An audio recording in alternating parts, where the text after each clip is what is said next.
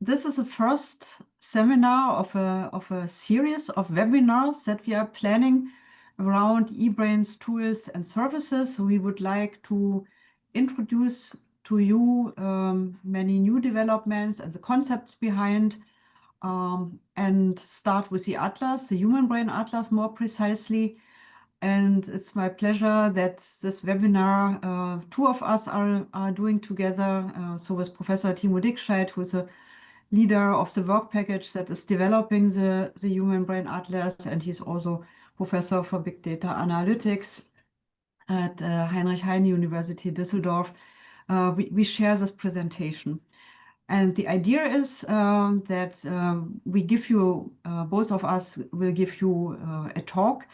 I would suggest that you keep your questions until Timo has talked, because sometimes what Timo is saying comes back to what I'm doing, and it might be more reasonable to have it at the end. But if you have immediate question, of course, already after my talk, then of course, please feel free to ask also these questions. Take one question, Siibra. And you can, my question to you will, please ask your question directly by raising your hands and speaking up. But of course, it's also possible to write it in the chat if you prefer this. And we try to keep everything. Good. So let me start with the Human Brain Atlas concepts and also illustrate some applications, because the idea why we started to develop a Human Brain Atlas now more than 25 years ago was motivated, of course, by neuroscientific questions, that is, by application. So it was a very science-driven approach, and it is based on the idea that we should see the brain, not only the human brain, but also other, as a system that is organized on multiple levels and multiple spatial and temporal scales. And this is illustrated here. So you can see that on the lower scale there are molecules, for example, or genes. Then it goes to cells with their specific connectivity, microcircuit, to the so-called mesoscopic scale, how it is sometimes called, at the cellular level and architectonic level, to the whole brain level, where we study entire networks of the living human brain, very often using neuroimaging techniques, of healthy subjects, but also of brains of patients. And I would also like to emphasize that when we want to understand and study the brain, we cannot just stop at the level of the organs. The brain is at the end one organ of many. It's part of us as human beings. And to answer a question, what makes our brain so unique, is only possible when we have in mind that that we are human subjects. If I may interrupt, please switch off your microphone. Some of you have it open so that we do not have any noise in the background. Okay, let me continue. So in order to address all these different spatial and temporal scales, of course, we need to combine or we need to use different methods. Yeah, so there is no one method that fits everything. There's not one experimental approach that allows to understand the whole scope of how a brain is functioning. And this is not only true for the human brain, it's also true for brains of primates and even of insects. Yeah? So there's usually not one single method. So we have a large number of these methods, which of course are related to different size of data, to different data format. Sometimes they are communicated in different communities. So when we want to approach the human brain as a complex system, then we have to integrate these data in a certain way. And this means we come up very quickly with big data. And since we cannot acquire all the data in all brains, this is particularly true for the human brain, modeling and simulation, of course, playing a very important role. So we started our mapping project from the mesoscopic scale that forms the central element or the core of the atlas. And to this atlas, we can then project and integrate all other types of data from spatial scales that are above, but also from spatial scales that are below. And this approach is not as new as one may suppose. In fact, the Oscar and Cecile Vogt, who are the founders of the Vogt Institute that I lead now in Düsseldorf. So Oscar and Cecile started at the beginning of the 20th century with quite a modern approach, and they had a very powerful and team of famous researchers, and one you certainly know, this is Corbinian Brodmann here sitting at the window, but there was also Lewandowski or Borchert, who were very important neurologists at that time. And that tells you also that the Vogts had quite a comprehensive approach. And of course, it was not only neurology and science, it was also technical development. And there is a technician in the background standing between Cecile and Oscar. So this is the way how brain research was done at that point. And on the right-hand side, you see an image of a photography of a histological section stained for cell body, and Corbinian Brodmann has labeled this particular image, and it shows calcarinous type. So that's a type of cortex that can be found in the calcarine sulcus in the human brain at the border between area 17 and 18. And where you see this little dot, there the architecture is really changing in a significantly way. And this was a way Brodmann started to systematically analyze the cerebral cortex, and then he draw borders between architectonic areas. And as a result, on the left-hand side, he made such drawings like can be seen here, where he really illustrated the extent of the areas, but also particular features. So here, for example, you saw these very prominent pyramidal cells, as you can see here. Or here, he emphasized that there are a very high density of cells in the lower layer. So this was the way people started. And at the end, I mean, this led to first maps of the human brain. But interestingly, already at that time, Corbinian Brodmann and Oscar and Cecile Vogt, they understood that different aspects can be mapped to each other. And this is a cytoarchitectonic image of one of our sections from recent collection. You see cell bodies stained in black. They form a certain layered pattern. And this is what Corbinian Brodmann summarized in the scheme. Oscar Vogt worked on the so-called myeloarchitecture. This is a distribution of axons. These are the branches with which neurons are connected to up to 10,000 other neurons. And you see that cyto and receptor and molecular architecture are related to each other, but the layers in the cerebral cortex, they look quite different. And we know today, in particular, from tracing studies from experimental animals, from monkeys in particular, Jeremy Schmarman's work, Deepak Panya, I would like to emphasize, Casey Rockland, that the connectivity of cells in a particular cortical layer is related to projections to a particular cortical or subcortical area. And we know, for example, that in layer 4 and 3, cells and neurons are receiving input, for example, from the thalamus, while, for example, large pyramidal cells in layer 5, they send out their axons to the striatum or to the brainstem or to the spine as the motor cortex. So there is a very specific pattern of connectivity in the human brain that differs independence on the very practical and different areas. The challenge is for the human brain that these very detailed measurements of intracortical connectivity are very hard to be obtained. in comparison to work, for example, in mouse or monkey brain, we cannot do to a large extent, for example, tracing studies. So we would need to have another approach to combine these different types of data. And this has made the Human Brain Atlas also so central in bridging the gap between these different experimental setups.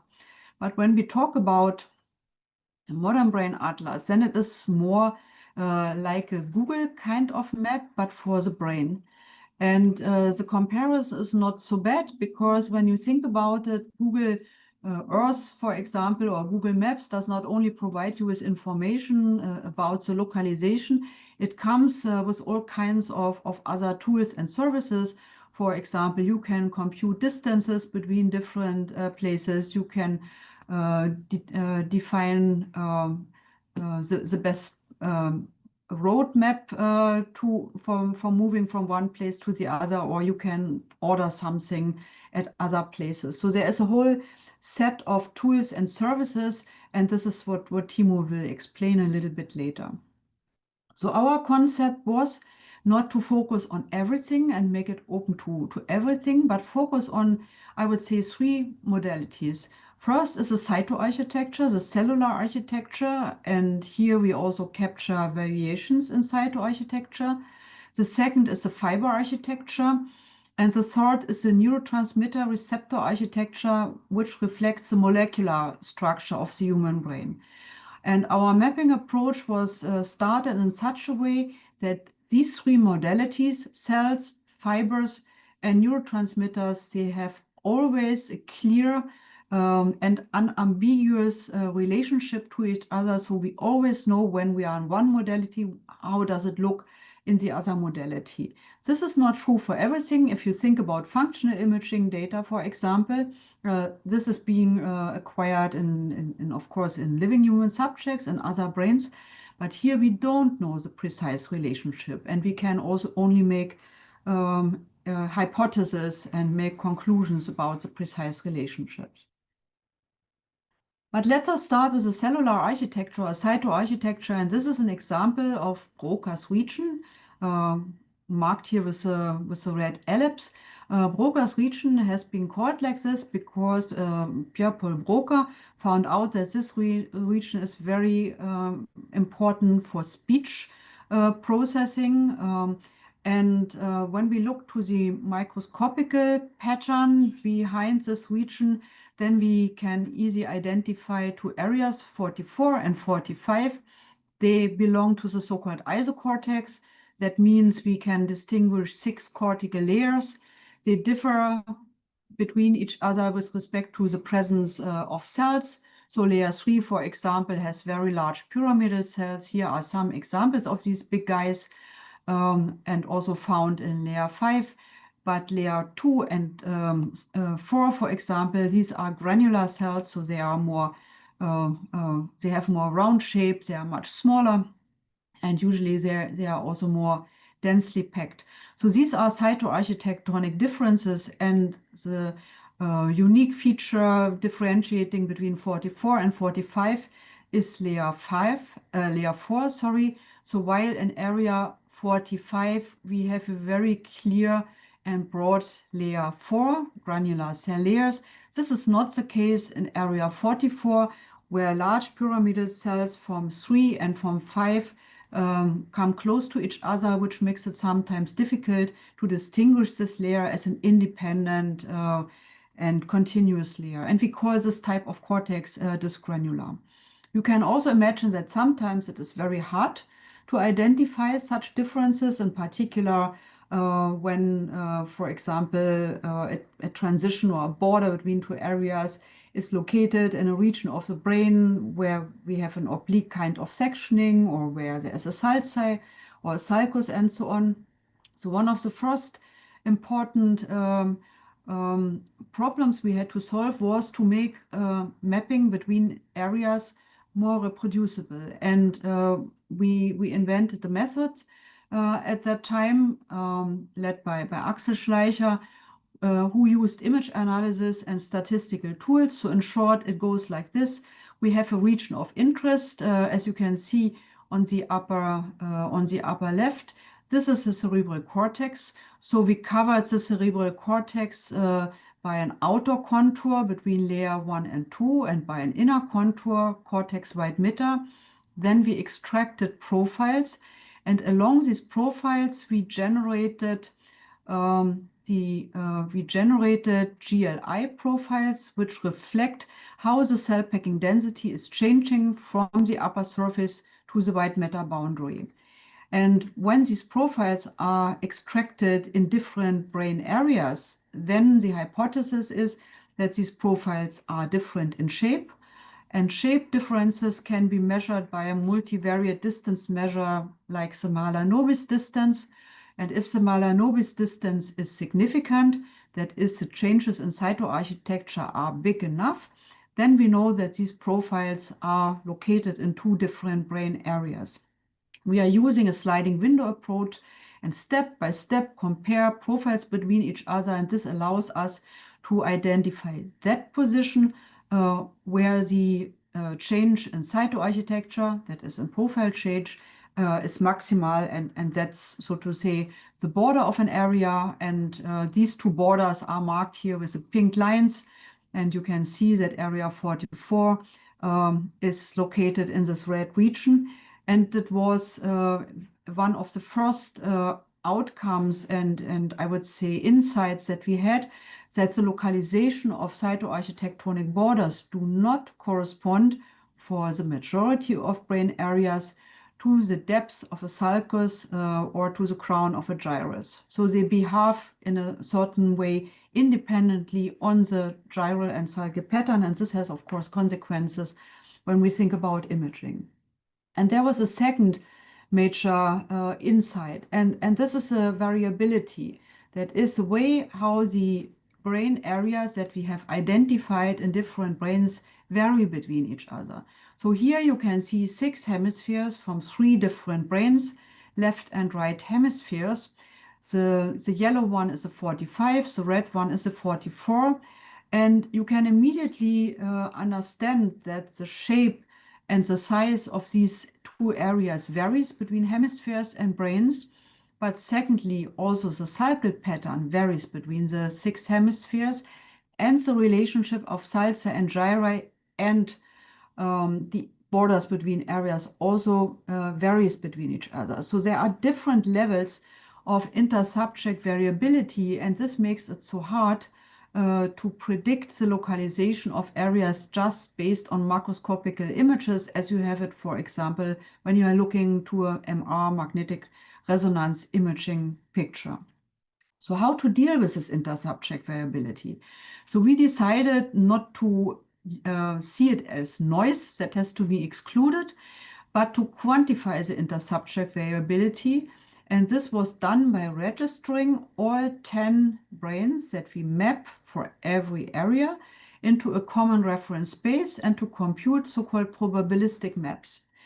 And these maps quantify the intersubject variability, and this variability is color-coded. So yellow, orange, and red tones mean that there is a low intersubject variability and a high overlap.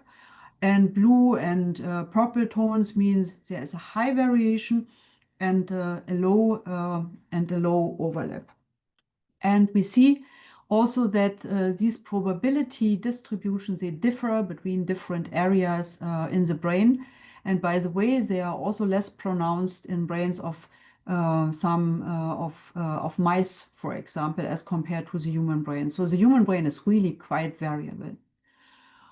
In order to apply these maps now as a reference for functional imaging data, we compute very often so-called maximum probability maps, and this is shown here for 44 and 45. And this maximum probability map shows or links each position in a reference space to that area that has the highest probability.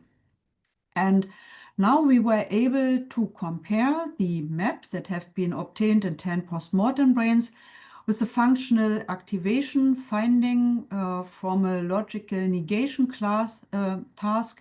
And you see here the functional activation. This is a purple and blue cluster in the middle. It is located deeper than areas 44 and 45.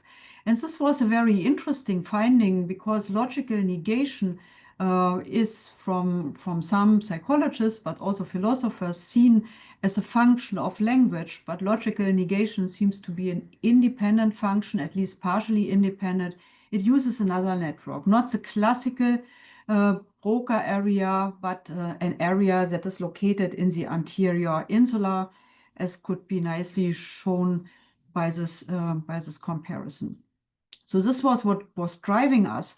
And of course, we also wanted to go beyond the classical maps that Brodmann developed and Pierre-Paul Broca had in mind when his region was described. And this is an overview of the recent version of the map of Broca's region. And you can see there is a whole bunch of areas dorsally, like MFG4 or IFS4, but also ventrally to the classical Broca region. Of course, the question is, when these areas are located so closely to Broca's region, do they also have a function that is involved in some part of language processing? Now, having a very detailed map, we can start to answer these questions and compare these maps with functional imaging data. You may ask if it is necessary to have such a detailed map. Functional imaging has a spatial resolution of 2-3 millimeters. So do we need to know all these little tiny details? And very often an argument is, well, we have macroanatomical brain maps like the Desikan Atlas or Destrieux Atlas who allow to parcellate the brain into macroscopically based regions of interest, sulcus-based maps, for example. And an advantage is, of course, you can do it in every brain. Yeah? Many argue the accuracy is sufficient, as I said, and it's also easy to use. But is this also what we need when we really want to understand more about the function? I'm convinced that this is not sufficient. And if you have a look at the insula, which is a really large area in the depths of the brain, it's in most of the sulcus-based atlases. This is one single region. And we have already seen that sulci and gyri do not necessarily reflect microstructural area that are functionally relevant. They provide only rough approximation. And such type of atlases, they work well for some areas, like primary areas, but not so well for most of higher associative areas. And the same is true for the accuracy. And I would like to point also to Timo's talk. The existing maps, they do not only provide a label, they provide a lot of additional information behind each single areas. And one example is given here for the insula. So we have now approximately 11 areas, and there are a few still opens. And these different areas, they reflect also differences in functional connectivity or also in disease, what we know from neuroimaging studies from the past years. And also we can see that when we compare the different relative cell densities between the different insular areas, then there are quite large differences between areas. So if you compare ID6 and ID5, this is here the yellow and the red one, and we have a look in particular to layer 4, then there's a huge difference of more than 10%. And these are neighboring areas. Yeah, so sometimes we have neighboring areas, but they have very sharp and distinct differences in their cellular architecture. And of course, we are convinced that such large differences, they are functionally relevant, and we should know about it. We also see that when we compare the new areas with functional maps obtained in living human subjects, then indeed this higher granularity of areas makes a lot of sense, and we can better understand which parts of the insula contribute to motor function or to attention or somatosensory or gustation and so on and so forth. And the same is true also for the premotor cortex, which was subdivided only in a few areas in the past by Brodmann or by the Vogt, and we have just recently this week we have accepted a publication in Communications Biology where we provide a much more detailed of the premotor cortex, indicating also that these areas have a different type of function. When we compare the cytoarchitecture of these new premotor cortex areas, then we see that they form two quite separate clusters, one more ventral cluster and one more dorsal cluster. And these two clusters are separated approximately by the level of the superior frontal sulcus. And here we have a landmark that helps us a lot. But within these two clusters, we also see functionally different areas. And for the first time, we were able also to show that the inferior frontal eye field and the frontal eye field correspond to distinct clusters in the premotor cortex and not in area 8, as was assumed previously and is still found in quite a number of publications. But area 8 looks completely different with respect to the cytoarchitecture, and it is located more anterior as compared to the imaging of the frontal eye field. Good. So all these data are being provided by the EBRAINS research infrastructure. When you have a look, you can go to Brain Atlases and have a deeper look. And together with these maps, we are also providing the so-called BigBrain model, which is an individual brain of a male body donor that has been cut into 7,404 histological sections. These sections have been stained for cell bodies, and we have 3D reconstructed them. And the first, if you just stack the 7,404 sections into a volume, it looks not really much like a brain. But after a lot of image analysis and processing, we were able to release a 20 micrometer isotropic version of the BigBrain model, which has really this high spatial resolution in all 3 spatial dimensions.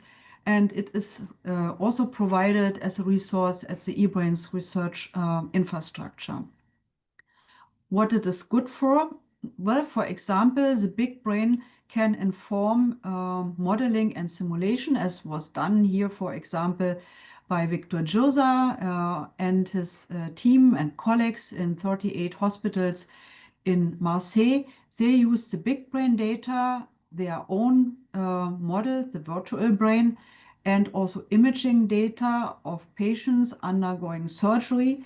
And by integrating all this kind of data into the model, they were able to make prediction for patients undergoing epilepsy surgery, where the, so to say, where the surgeon should remove tissue in order to get the best result or outcome of it, so that the patients are seizure-free and do not have any collateral damages.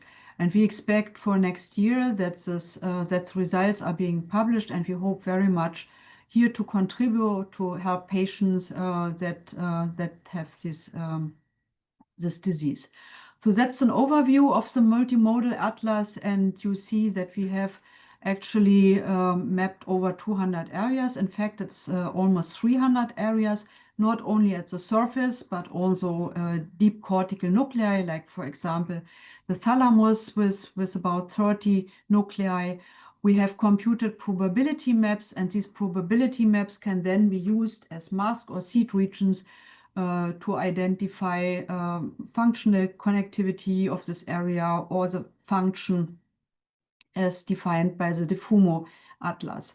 And in the same coordinate space, in the same framework, we can go down to the microscopic scale and extract other data. The new brain release will come out very quickly with new areas. 3.2 is it, and we hope then also in the next few years to close the gaps that are still there.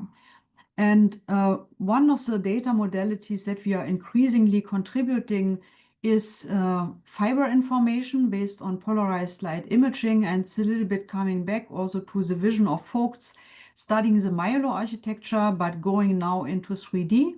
So 3D polarized imaging uses polarized light in order to extract the information about the direction of nerve fibers, not only in 2D space, as it is illustrated on the lower left, but also in the third dimension that is indicated by the black color. So the more black the colors are, the steeper the fibers are going into the third dimension, and the other fibers you can see according to the color sphere.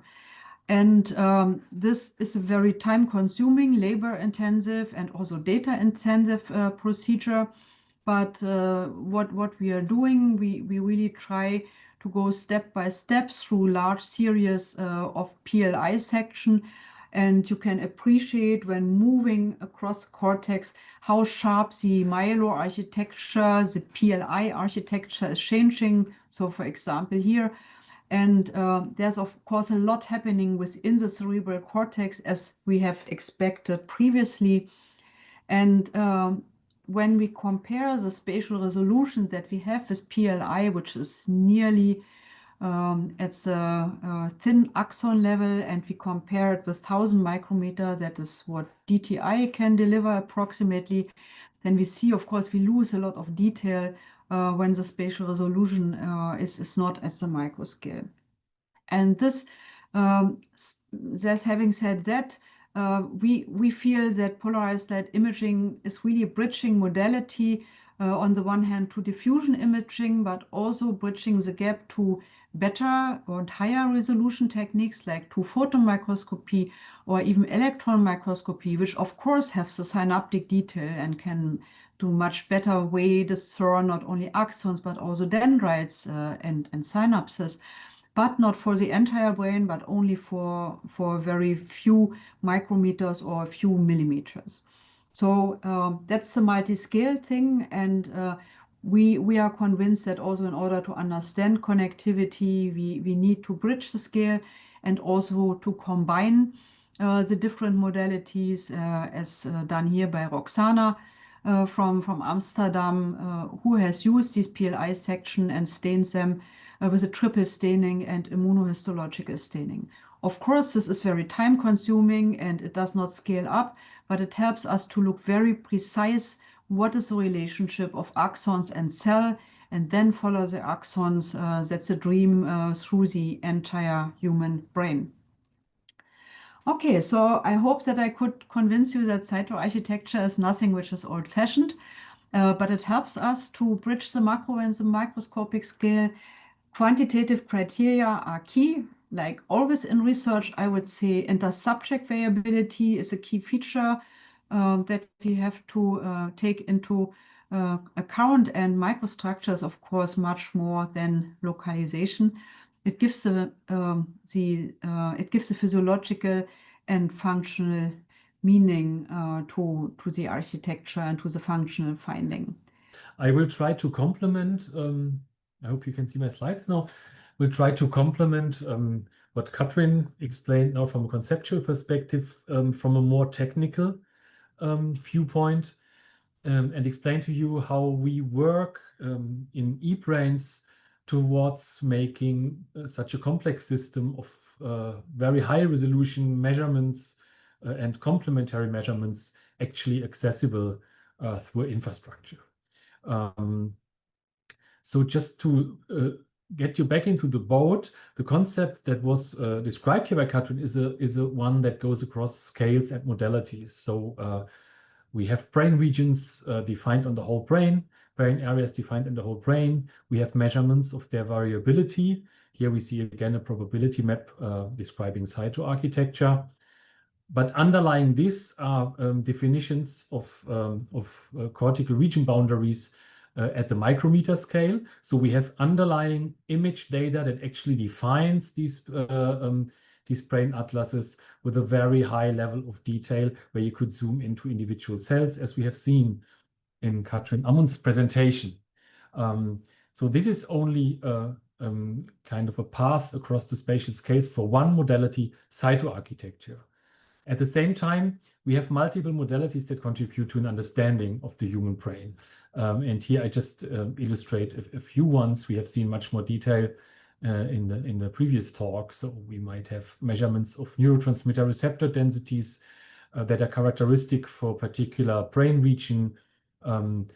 We might have connectivity matrices for brain regions coming from structural or functional imaging. In vivo cohorts, for example, you have seen fiber orientations in polarized light imaging and many other modalities. So we want to build a system here that is actually able to provide access to such complex information so that you can ask which brain regions are defined at a given location in reference space. What is the variability of these brain regions? What are the characteristics of the brain regions in terms of different modalities? How are they connected with each other? Things like this. You want to have a software interface that helps you to explore and answer these questions in a customized fashion. This is what we have started and made quite some progress meanwhile to realize. So what we need is reference atlases, in particular reference atlases that provide a microanatomical definition. This is what Katrin Amunts has shown with the BigBrain Atlas. We need comprehensive data resources linked to the atlas, containing primary image data, containing derived data, containing complementary measurements from other modalities. Of course, we need an infrastructure that is able to host all these data sets and that is also able to host software that accesses this data. Then we actually need the software to work with it. And in fact, what we also need nowadays are AI methods that can actually help us to tackle the big data challenge there and the multimodality. I will not have the time today to talk about AI methods, but you will see it shining through at some spaces. So let's start by looking a bit more at how data resources are actually linked with an atlas. And we usually distinguish three fundamentally different ways. One of them is we have images, and that's what you see mostly in Katrin Amunts' talk. That might be sections, volumes of interest, or whole brain volumes.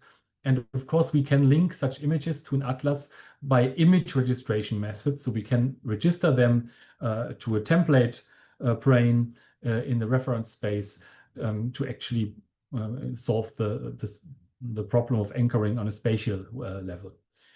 We might also have a semantic way of linking. For example, if we receive certain density measurements from a piece of tissue that was taken in a well-defined anatomical location, we might have a table, not an image, a table of measurements, but with a clear labeling of which brain region it was taken from. In that case, we just have the name of that brain region, matching a brain atlas, and we can anchor to the atlas with that name. And of course, we could simply have spatial primitives in the simplest way. We could have a single coordinate where a certain measurement was taken, or a bounding box or line, something like this, where the coordinates position the measurement in the brain reference space. So we usually deal with all these different levels of anchoring. And we are typically anchoring data to different reference spaces to use the most appropriate one for each data set. And as reference spaces, we support the BigBrain, this high-resolution model that Katrin just showed at the end of her talk. Of course, the MNI space templates, the asymmetric one, the single subject Collins space. And we are, of course, interested in the FS average surface spaces. So how can we then, if we anchor data sets and information to any of these spaces, how can we build up the links between them nevertheless? And this can go through corresponding regions. The BigBrain Atlas, for example, with its cytoarchitectonic region definitions, is defined in these different spaces. So we can simply look up the same region in the different spaces and compare on that basis. But of course, we can also have spatial transformations between these spaces that basically tell us with a typically non-linear fashion where a coordinate located in one space is most likely positioned in the other space. Here we have actually integrated a framework that is using diffeomorphisms driven by cycle constraints that was developed by our colleagues in France. We are providing tools to anchor data. So one example is the QuickNey tool, which allows actually to anchor histological brain sections to a whole brain reference space in a semi-automatic fashion.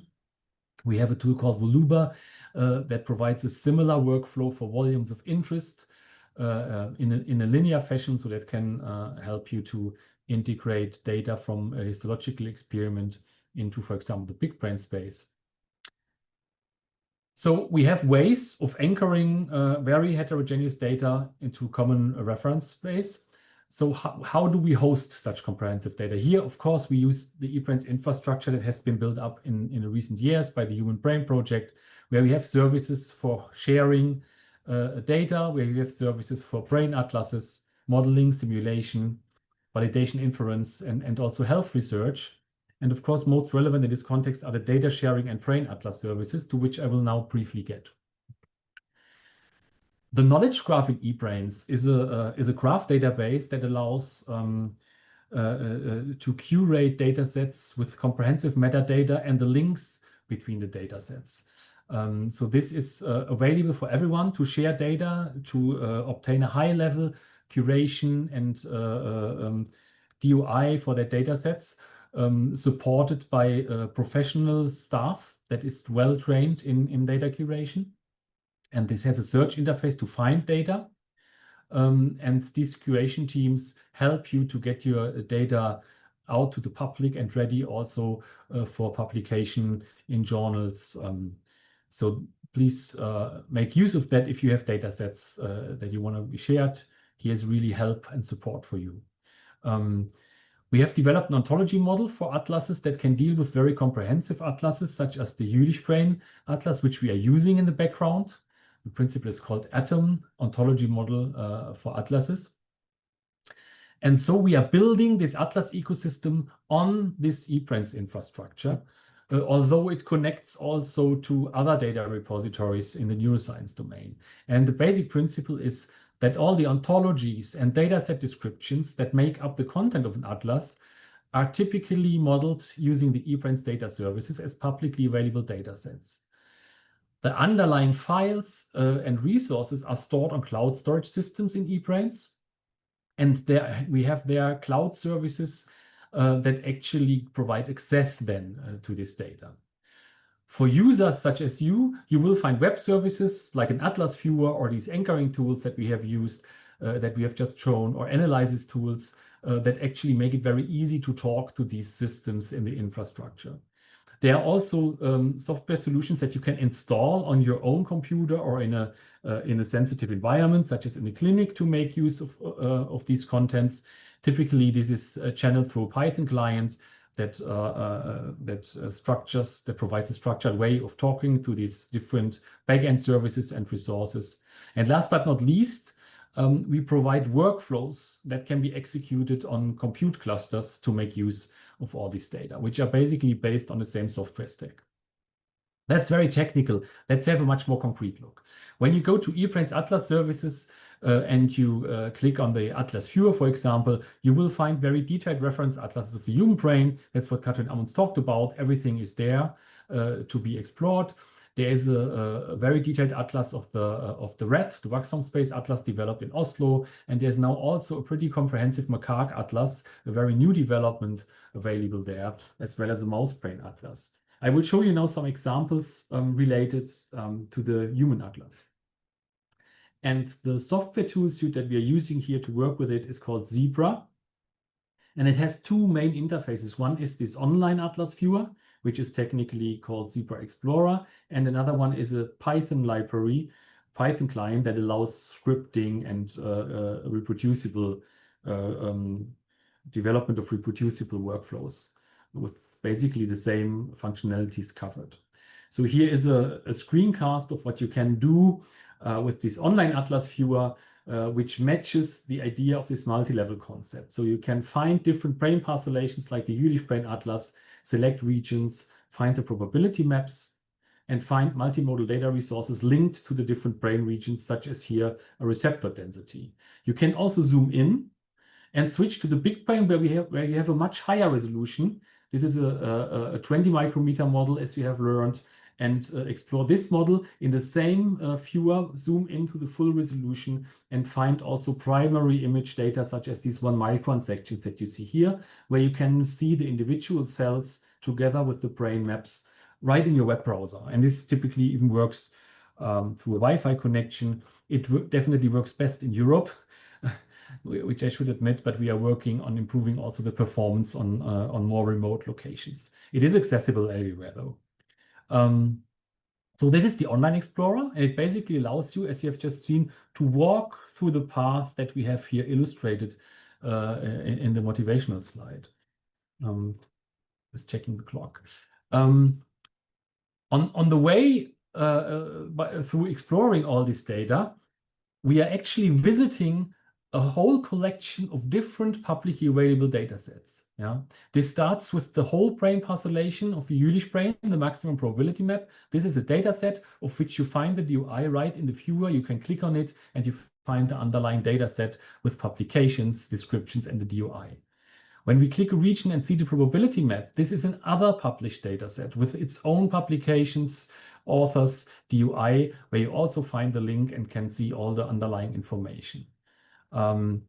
Then we found receptor densities there. These are just as well data sets, or here shown connectivity data. So everything that we see there is a data set which is linked and where you can find all the underlying metadata.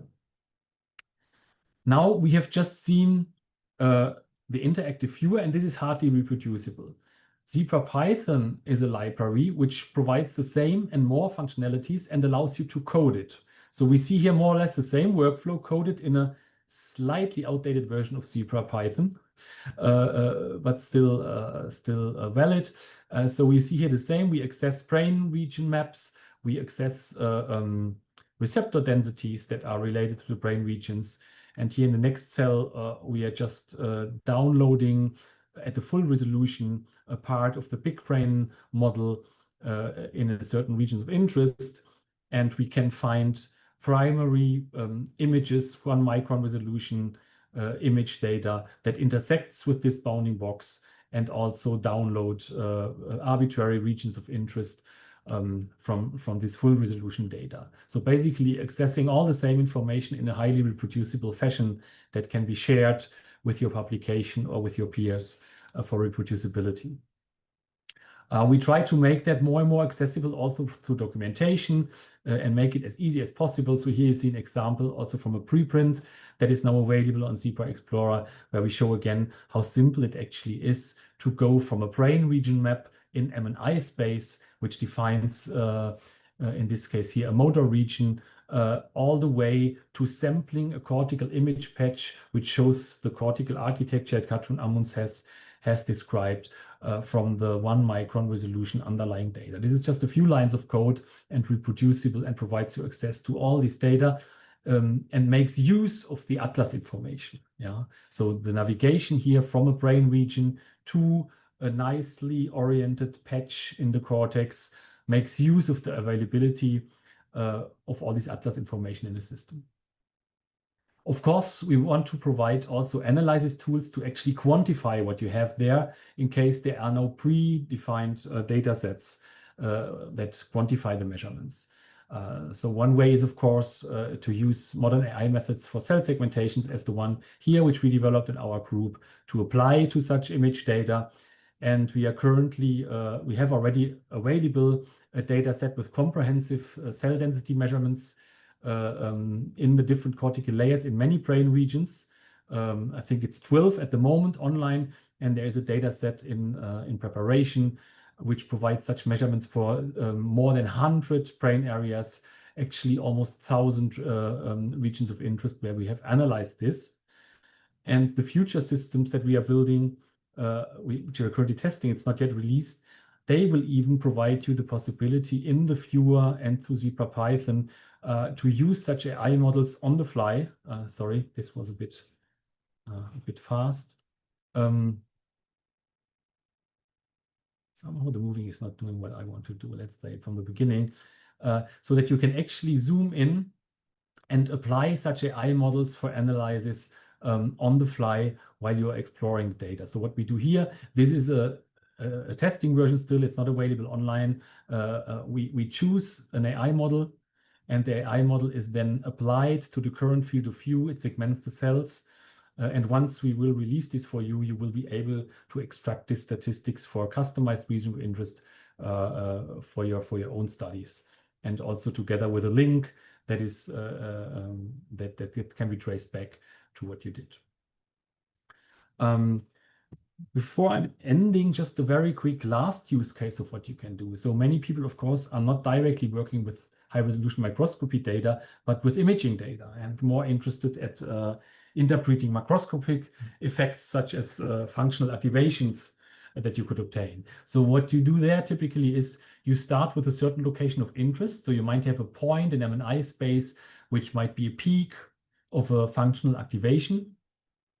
So you could use Zebra in this case. Here this workflow would be modeled with Zebra Python to do a probabilistic assignment of brain regions to this point. So you basically get a list of brain regions that have a high probability of being the underlying this point. Then, of course, from these brain regions, you can access the probability maps, and you can use them to access multimodal features such as cellular densities, connectivity profiles, molecular features, and so on. You can even use it to access the Allen gene expression database and other external repositories from there. Sometimes it's a bit more complicated, so you might actually have an image with the activations. You might want to break down the image into important components, which are themselves images, not points. And we can also do the same with these points. We can run a correlation, compute a correlation with probabilistic brain maps, and from there do the same principle and run region-based queries. In that case, we could, of course, use the images themselves to run spatial feature queries and, for example, find representative image data, gene expressions directly in these cluster components, even without assigning them to brain regions. So you can build quite comprehensive workflows of going from a location of interest in the brain to a characterization in terms of a broad multimodal measurements that are representative for these regions of interest.